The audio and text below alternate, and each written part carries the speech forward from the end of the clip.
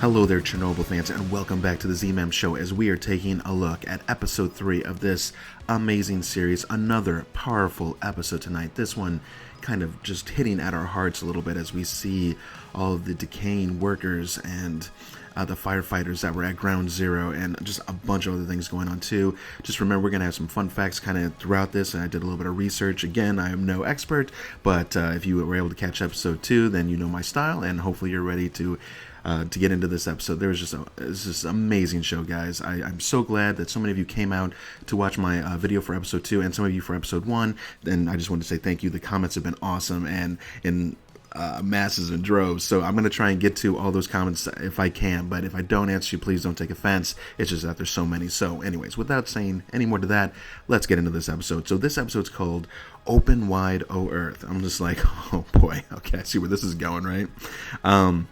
So we pick right back up off with our 3 heroes in the bowels of Chernobyl hell, pretty much, as they're navigating through the water.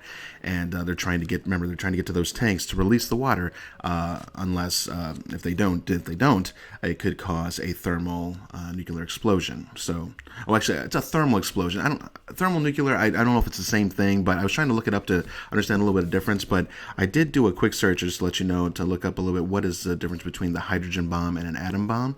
And some scientists were providing these comments as they were just trying to say, is a hydrogen bomb more explosive? And they said, compared with the atom bomb, like the one that was dropped on Japan during the days of the Second World War, the hydrogen bomb can be far more explosive. And they're saying up to 1,000 times more. Now, these are just some scientists speculating, but these are what experts are saying. And so the atomic bombs rely on fission, or the atom splitting, if you will, just as the nuclear plants do. So, but again, the hydrogen explosion we're talking about is if that water hits that molten lava or whatever, it's the amount of water and the way it's going to release. It could cause that huge explosion that could hit just crazy amounts of space, where 30 kilometers was one, and then if it hits the other reactors, which it definitely would, could go up to another 200. So anyways, big time problems coming on, but we see real quickly that the flashlights are able to generate power. Luckily, they were smart enough to give them ones that they can wind, and they can actually continue to have power brought in to the flashlight device, just to give them minimal vision, mind you.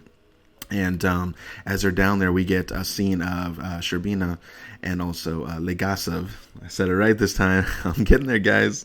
And anyways, but Sherbina is talking to him about, could the water have already killed them by now? I guess the time they've been in there. And Legasov's like, yes, it could have. And then what? What happens if that happened? And Legasov just kind of looks off into the distance, and he's just kind of like, I don't know. I don't have any more answers for you, pretty much is what I was getting from it all. But all the same, moments later, the 3 men go knock on the door, and they release them out, and they are triumphant. They are victorious.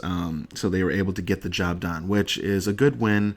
But yes, we know in this show, in this incident, these wins are very short, and we're on to the next part of the war, right? So as we move forward, we get to see a little bit of this hospital number 6 in Moscow around April 30th, 1986. This is 4 days after the explosion. This is where all of the firefighters and the workers that were inside the plant at the time of the explosion, this is what they've been brought to, and these guys are in some piss poor, tore up shape, guy. My heart goes out to these guys. Just the pain they must have been in.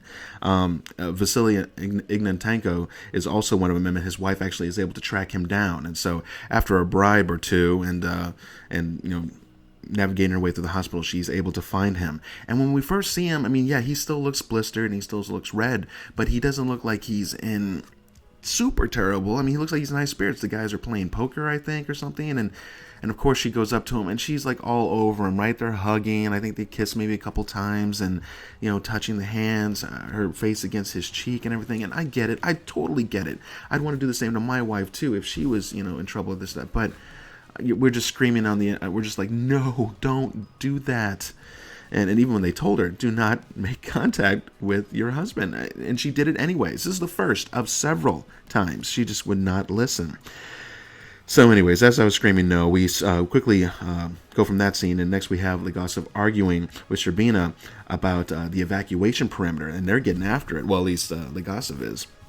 and that I think it's at 30 kilometers, but it should be out further, like over around 200 kilometers, because again, the amounts of area that could explode if things go wrong. He's like, Gossip's really totally calling Boris out here, and Boris tells him at one point, make sure to watch your tone and don't forget who you're pretty much talking to. And again, it's just that power hierarchy of the Soviet Union. It just, there's no getting around it, and Legasov has to keep learning this, I think, as the show goes on. We find out that the fires are going out. However, the temperatures are continuing to rise. This is the big problem. This is the one that Yulana had talked about. She was from that other institute, the one that did the swab and found out that the radiation was leaking further, and she knows pretty much what's going on at Chernobyl. So she's there too, trying to help. She was the one who talked about the boron and how the sand and how that pretty much will not be the final solution. So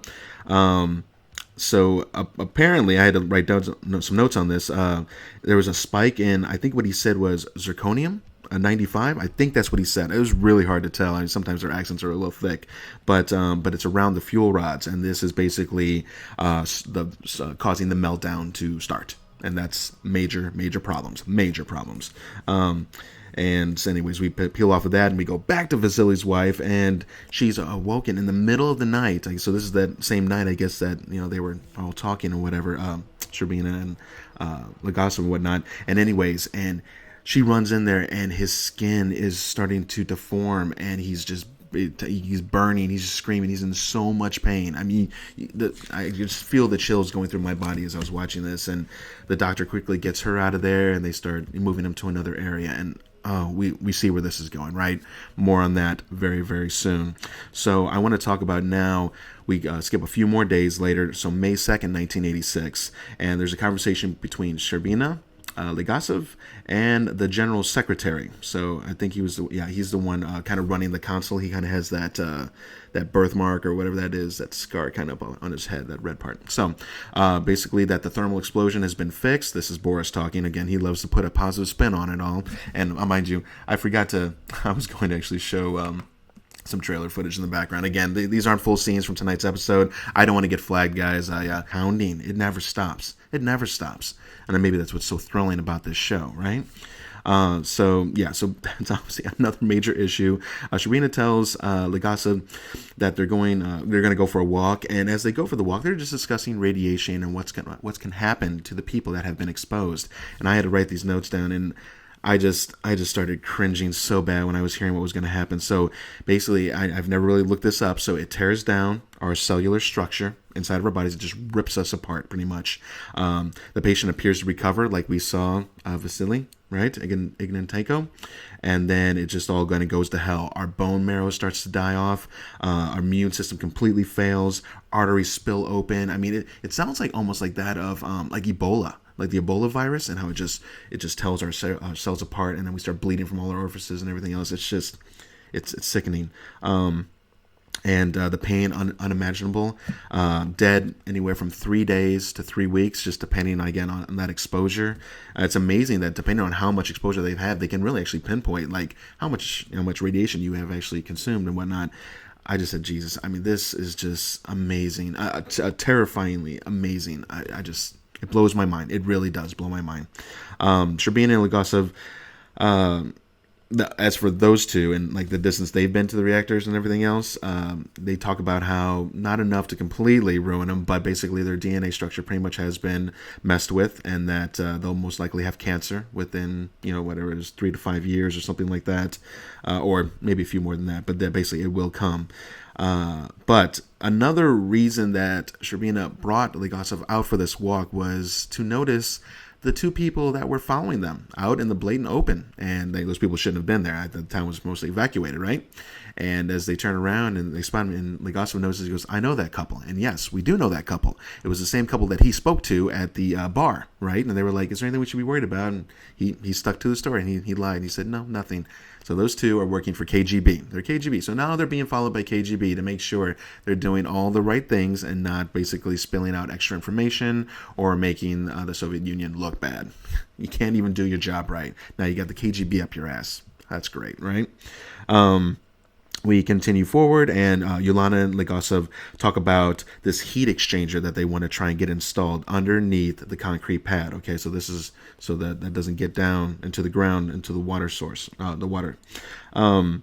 So I wanted to look this up a little bit because I didn't quite understand the heat exchanger. I mean, I get the words and the terminology, but basically it's to stop the fuel from heating up so fast, thus the heat exchanging. But basically it's a device to transfer heat between two or more fluids, so it kind of goes back and forth, I guess, kind of transferring the heat between both sides. I think they said there can actually be a wall in between the device itself, and that's how it gets back and forth. It's not too dissimilar. I saw from a combustion engine. You know how our fluid that goes through our engine in our cars, the water, it goes through to cool our engine. Basically, same premise, more or less. I'm not an engineer. I'm not even going to get into it all. But it was interesting to kind of give a small read on it. Legasov wants to know how the RBMK reactor could explode like that. And Yolanda, she says, I've been trying to go over it over and over, and she says, I just cannot figure it out. And I just cannot find an answer no matter which way she turns. And all the men that were in the control room, again, are at that hospital number 6. So she's basically going to go and start her research and try to find out an answer pretty much before these guys all die, which they know is imminent. It's going to definitely happen. So she has to hurry. But interesting enough how Legasov, before she leaves, she says, be careful. I just want to make sure I read that right. He said, be careful. And I'm not so sure that he was just talking about radiation. He already knows, she knows what she's doing around the radiation and the men and women that have been contaminated. He's talking about the KGB. He should have been more explicit or, more forthcoming with that information, but he didn't. So that comes to play a factor here in just a little bit. So mind you, next we see a bunch of coal workers. Then basically this guy in this blue leisure suit, bureaucrat, of course, shows up with a couple guards. And first I'm like, man, what are they doing? And who are these guys? So they're a bunch of miners, coal workers, mind you. You can see from their faces and this and that and all the black coal all over them, and they're basically being told to get their gear and load up on trucks because they have a job for them to do. So after a little bit of banter and this and that, and the lead crew member's guy's name is Andre, and he's not taking any shit whatsoever, but he basically does say, okay, we'll go with you, that's fine. And they all start patting him down with their dirty hands and stuff, totally ruining that beautiful leisure suit. I mean, it's just a wonderful suit. I felt bad for that suit. But basically they're on their way to pretty much help them install this heat exchanger thing. So, and we'll get to that in just a second. I want to talk back on, and I'm kind of going as the events of the show and as they unfold. Okay, guys. So Vasily, again, Ignantenko, the firefighter that was at Ground Zero, was one of the first ones in towards the reactor trying to spray it down. So he's in deep shit. There's no other easy way to put that, right? Or better way to put it. His wife just keeps kissing on him and keeps touching on him, and I'm just like, would you please stop? I mean, these doctors know what they're talking about. That head female doctor, she's told you several times, do not do this, and she continues to do it. And I keep looking at her so close to see if we're already starting to see some kind of reaction, and yet we can't see it yet, but it's coming. And again, I get it. This is your husband, and he's your everything, but you cannot do this. But yeah, the visuals on this, I mean, I'm doing my simple clap here, hands off. I mean, they were so terrifying, but they were so amazingly grotesque. I mean, his body is decomposing. I mean, it's just his skin's just kind of melting, his whole structure, like Legasov was talking about. But it is a touching scene as she lies with him. Oh, excuse me. Well, she's kind of at the corner of the window, and he's like, tell me what's outside or whatever. And she lies. There's basically just another building wall, but she talks about Moscow and the Kremlin and all this other stuff. And I think it was just a beautiful vision for Vasily to kind of get in his head as all this terribleness pretty much before his body. It was a very sad scene. Very sad scene. I feel so bad for these guys. Yolanda arrives at the hospital number 6, again, where Vasily and all the other workers are. And the other workers are faring no better. These guys are all torn up as well. So the skinnier one, so this is the second guy she goes to visit. We find out that he is the senior reactor control chief engineer. I had to write that one down. I'm like, there's no way I'm going to remember that. These title names, right? But more shockingly, guys, 25 years old, okay? And not so much like, oh, you're only 25 and such a young boy and you're about to die. Yeah, I get that part too, but more like you're a 25-year-old you're the chief engineer. Does anybody see a problem with this? Please comment. I see a big problem with this. Huge problem. What the hell is going on? And who is hiring these people to work this plant? That was just shocking. I mean, I felt so bad for the kid. I mean, you could tell he kept saying, he goes, I know we shut it down. I know we did. And so as I'm going to skip over here to another side as we talk about the coal workers who arrive at the ground zero. So again, that's led by Andrei. Legasov has to basically talk to Andrei and convince him that it's, we need you to do this job. You have to do the job, but he doesn't know how to lie to him. And basically Boris is telling him, don't, because these guys can see through all the BS. And Andrei did. I mean, he may be a blue-collar worker, and people can say what they want, blue-collar, white-collar, whatever, but this guy was no dummy. And he could quickly disseminate through the BS and understand that they're in harm's way for sure. But he says, okay, we'll build it. And just a few details. They were talking about, so they're going to need all the liquid nitrogen in the Soviet Union. And I imagine that is a crap load, right? And that's the liquid that's going to obviously cool down the fire. That's going to be underneath the pad. So that's the exchanger, 30 by 30 meter area. They have about 6 weeks to do it. Otherwise, they're pretty much all screwed. And Andrei says that they can need up to 400 more men, and they'll need to work around the clock. So at least the man knows what he's doing. I mean, clearly this guy is all business. He knows what he is doing, and that is good. I want nothing but experts working on a project like this. And again, he's no idiot, so he quickly starts figuring out what's going on. There's a scene where Andrei gets on the phone and he asks another guy on the other line, what's the temperature up to? And I think he said he just wanted it at 50 degrees. Now, I didn't quite understand this because I'm like, 50 degrees? Now, I mean, maybe that's Celsius, and it probably is because stupid Americans like we are, the Fahrenheit scale. So I did not get a chance to look it up, but I imagine that's pretty damn hot. This poor guy. It's just so terrible. And he's in so much pain, and the doctor tells his wife, one last time, stay on the other side of this damn plastic. You cannot go near him, and if you find you doing it again, you're out of here, pretty much. So she goes in, and like the loving, dutiful wife, she can't do it. She doesn't want to die alone. And you know what? I'm kind of glad that she did do it, because what could he possibly be feeling? I mean, he's got to be feeling nothing but just alone. I mean, his body's burning, it's breaking down, complete pain. Morphine barely even does anything, they said, for the pain. And so, I just don't want to see another life lost because of this damn thing. But part of me is happy that she did. I don't know what you guys feel on it too. And some of us might be willing to actually. Here's a question for you guys. Would you be willing to stand by your lover, your wife, your husband, son or daughter even, and touch them, even knowing that you could be contaminated and it could mean the end of you eventually too?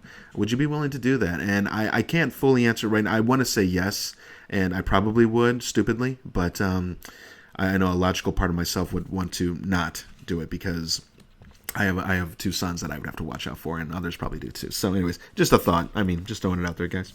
But yeah, so he's moved, and yeah, it's just awful. But he does touch her once again. His body's melting away.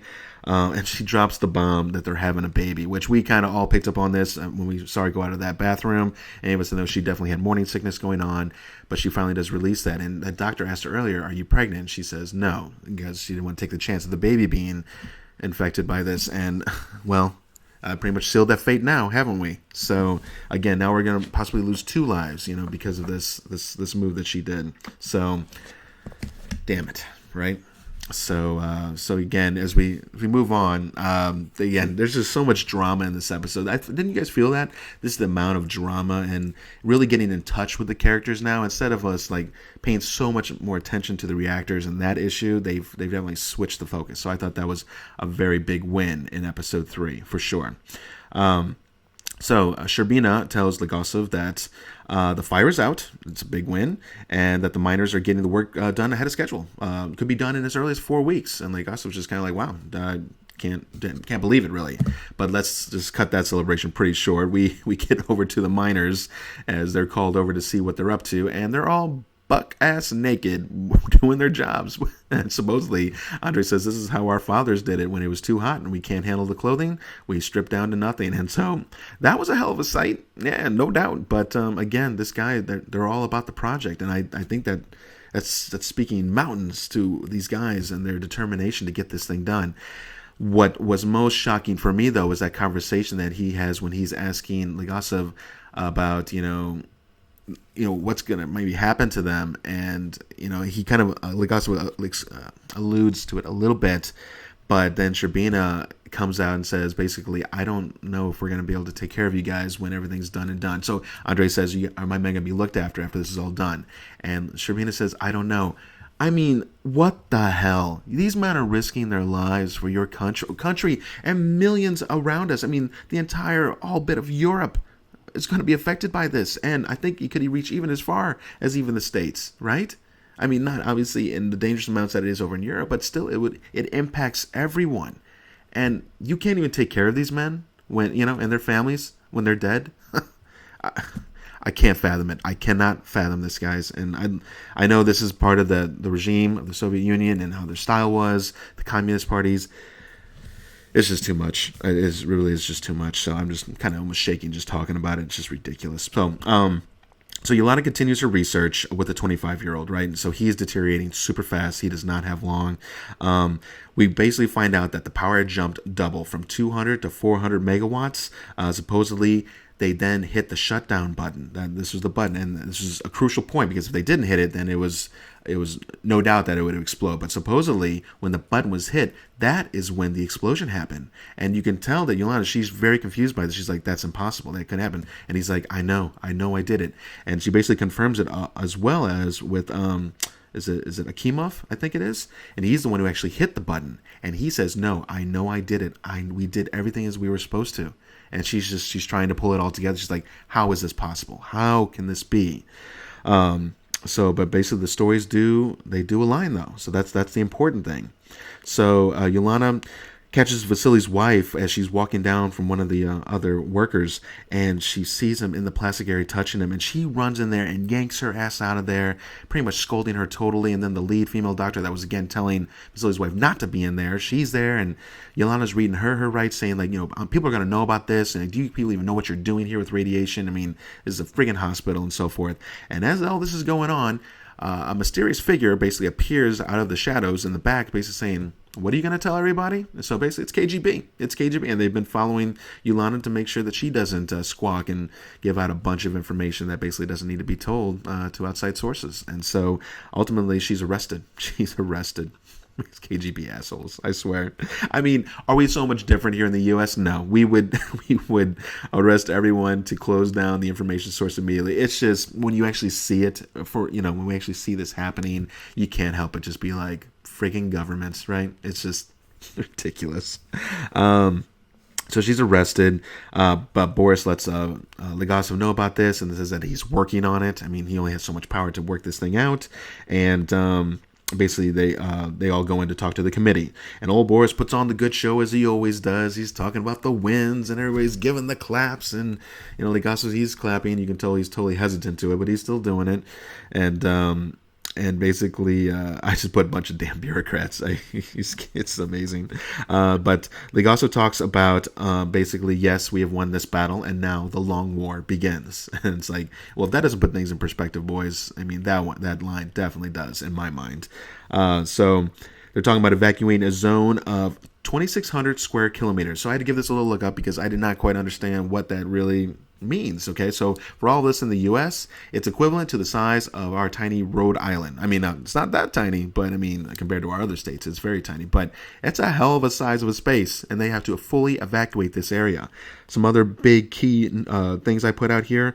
All animals that were in the infected area must be destroyed. They can't allow them to continue to roam because it'll continue to spread the radiation. That was kind of crazy. He talked about every rock and tree they must rip up the topsoil pretty much and rebury itself. So you can bury all the top level things that have been contaminated. How amazingly crazy! 100 square kilometers for that area. And then they're gonna have to construct a containment structure around the actual reactors themselves to, I guess, hold all of that extra radiation in, so no more of that continues to leak out. And then again, that's around the core. We're talking 750,000 men to do this project, approximately 3 years on to get this done, and they asked how many deaths are we talking, and he said thousands, tens of thousands. And see, this is that thing. This is why we've never really been able to fully understand how many people died from Chernobyl. I think they've lost complete track. I mean, I'm sure they were tracking a lot of the men because I think they had to sign up when they were going for the project, but the babies that were infected, the families, the generations. There's some people even commenting. Make sure to check out some of these comments, guys. There are people as far as Lithuania, Hungary, I think Czechoslovakia was on there. There's some other countries all around there that are all talking about how that they were affected by this and how this was common knowledge. I mean, this was taught to them in school. America, we didn't learn about any of this shit. I mean, and that's disconcerting, in my opinion. That is very not good, not right. I mean, these are important things that need to be known. I mean, radiation is just no joke. So I'm heading down to the last page of notes. I know this has been a long one, but there's just so much great stuff going on in this episode. It's just been 1, 2, and now 3, all amazing episodes. So Legasov calls the KGB director, and he basically calls him out and says he wants to know about Yelena's arrest and why they're being followed, blah, blah, blah. I wrote down here a little note about a comment that the director said, something about, it's a Russian proverb, says, trust but verify. And I mean, that's very smart for an intelligence group. And of course you would have to. And so again, although I'm making, and she is in prison, but they didn't hurt her, and they discussed the core, the possibilities of what could go down. And, so much is weighing on Professor Legasov. It's just so much to weigh. The lies he's had to tell, the men he's basically sentencing to death, and he doesn't want anything to do with it. He's done. And now we start to really put this picture together about that first opening scene and why he killed himself. I mean, I wouldn't wish that on any man. I'd say almost an enemy too. That's so much to bear. So much to bear. But basically, as they talk about the explosion, they talk about the takeaways are that from when the reactor first exploded, I wrote down a few takeaways. So basically, I know there's a lot more details, by the way. If you want to know exactly what happened, there are some awesome videos. I'll see if I even get the links down in the more section or whatever, because they pretty much lay it all out. But the takeaways from at least the show said they were doing the safety test. It was performed. The power surged, as I spoke to earlier, 200 to 400 megawatts. Akimov hit the failsafe, pretty much shut down the whole thing button, and that's when the nuclear reactor pretty much exploded. At least one of them did, right? One of the 4. And Legasov just cannot fathom this idea. He's like, this is not right. This is not possible. They're both in it. These both are obviously highly intelligent people and have a lot of experience, and they just cannot work this out. And so, but Yelena believes them. She says the stories are consistent, and that she needs to pursue every possibility. And so Legasov agrees and says, go and continue your research while you still can, pretty much, meaning all the workers are dying, and pretty much that's pretty much where we leave off. First off, we see, just before we see the final scene, which is very chilling and sad, we see that there are truckloads of Russian soldiers being launched into the cities, pretty much, and they all have like papers, lists. I guess they're going, and I think they're basically drafting people into this project. So then the next scene we saw were a bunch of Russian men, just regular men, just lined up with their papers, maybe passports for all I know, and they're basically, I guess, being drafted into this project to work on. And we see that one young boy, and I think he was from the area too, and I don't know his name yet. We'll get into that, but he's one of the actors that obviously we're going to see some more. There, he is in some of the footage. He actually has a rifle and he's shooting something. So that's the kid I'm talking about. And so basically they're all being brought into this, again, 750,000 workforce, and who knows how many of these men will die. Let's hope it's not too bad. I'm going to scoot back over here to this main picture because we're pretty much towards the end here. So as we finish it off, this is very sad. We find a dazed Vasily's his wife basically walking around. I need to get her name, and I apologize for not actually getting her name for this. I should have done that, but you get what I'm saying. His wife is kind of walking around aimlessly as basically all the firefighters and workers are being disposed of. Their bodies, they're done. They died. So that was within 3 to 5 days that they all died from this. It's just very sad because, again, we last left off around, May 2nd, May 3rd, and then the incident happened around April 26th, if I'm not mistaken. So they're basically buried all together quite deep. They had to dig a huge trench. I mean, they were all wrapped up, seriously done in plastics and so forth, some kind of metal containment, coffin lowered, and then they used concrete to bury them in. And I just put some comments here. A beautiful scene, a beautiful send-off to these. And, for any of those out there that were affected by this and had family, my heart goes out to you all. I know. It's rough, so I'm sorry. I'm sorry for that. But with that said, we feel their pain, and this is just an amazing show. Sorry, it's just that's how strong the show is, guys. It saddens me. It really does. But all the same, this is an amazing show. If you are not watching the show, you definitely need to check it out. If you did come out to watch, make sure you leave a comment. Let me know what you thought about it. I'm going to clear these eyes for a second. Man, I just let that get to me for a second. I usually don't let that happen. But again, this has been just an amazing ride. We're going to definitely do the next few episodes as we finish out this miniseries event. We're going to see all the backlash and everything else that happens. I kind of still want to hear what the rest of the world is kind of seeing as the Soviet Union is going through this. I mean, I'm kind of surprised that they weren't lending more hands and help to get this job done. But all the same, I guess this was the Soviet Union's cross to bear, and that they had to do everything they could to get this done. And it looks like they're pretty much doing it. So I can't wait to see where this all ends up, guys. So look out for more episodes as we come along. I know Game of Thrones is over. We just did our review on it. Did not end out quite how we all expected it. But if you want to go check that out, make sure to check it out on my live videos. We had some live comments and streams going, so that was a lot of fun. Also, if you want to check out, if you like zombie stuff, so I have a Dead Nightmare zombie series, 6 free episodes for you guys to go check out. Over 2.5 hours of content. If you can stick in, the story is starting to get really good. It's starting to become a thing. So we even got some awards from Film Fest in St. Louis for it. So that was pretty cool. Other than that, guys, I am Mike Schilling, your host for the Z-Man Show, and I really hope you guys get a chance to comment, like, and subscribe, and I will see you at the next review. See you guys.